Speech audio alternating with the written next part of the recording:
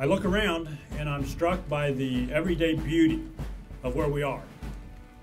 This is a special place in many ways, but there are many places with rolling prairie and big sky in Missouri. But there's no other place like this one. There were more Civil War battles in Missouri than anywhere but Virginia and Tennessee. They were, for the most part, fought in quiet and beautiful places like this. They were short and sharp and vicious. The legacy they left on the families of those involved was often greater than the legacy of the battle itself. But not here. Because here is where the legacy of African Americans fighting for the Union started. As director of the Missouri Department of Natural Resources, I am so proud to be part of this, of recognizing and dedicating the Battle of Island Mound site for its national significance, because the site is significant not only for the histories of Missouri and Kansas, but also the history of this nation. Battle of Island Mound marked a significant milestone in the history of the Civil War. As Bill mentioned, the first time that black soldiers engaged in combat in the Civil War. This historic site encompasses Camp Africa, where the 1st Kansas Colored Volunteer Infantry camped before a pitched battle with pro-Confederate forces near a low hill named Island Mound.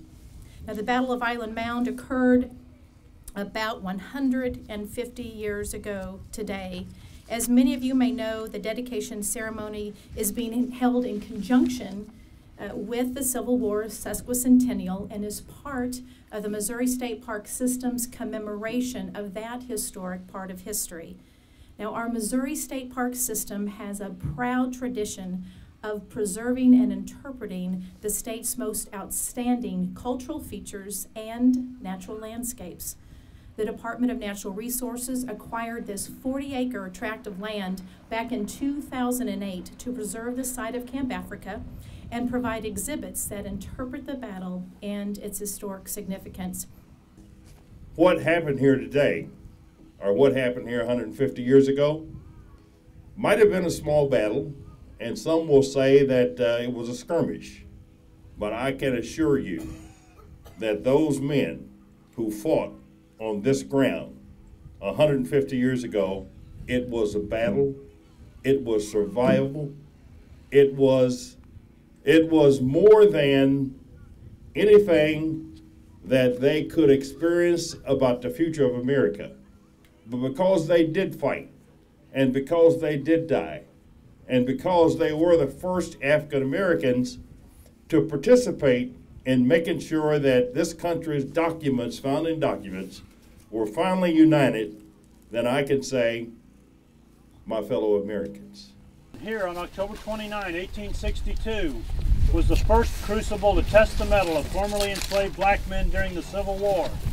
Here, a group of volunteers faced battle with the certainty of only 2 outcomes, victory or death, for there would be no quarter given to a black man who had taken up arms.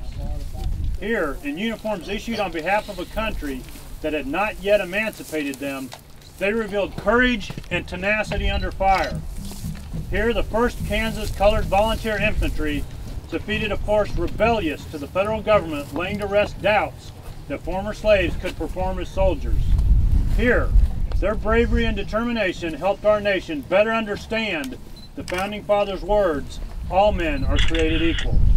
Here, on October 27, 2012, we memorialize their victory and the American freedoms they fought for so bravely. Good luck. We're going to officially dedicate Missouri's 87th State Park and our newest historic site, the Battle of Island Mound State Historic Site. Okay, everybody, come on in and get on here. Let's get it all the way in there. 1, 2, 3.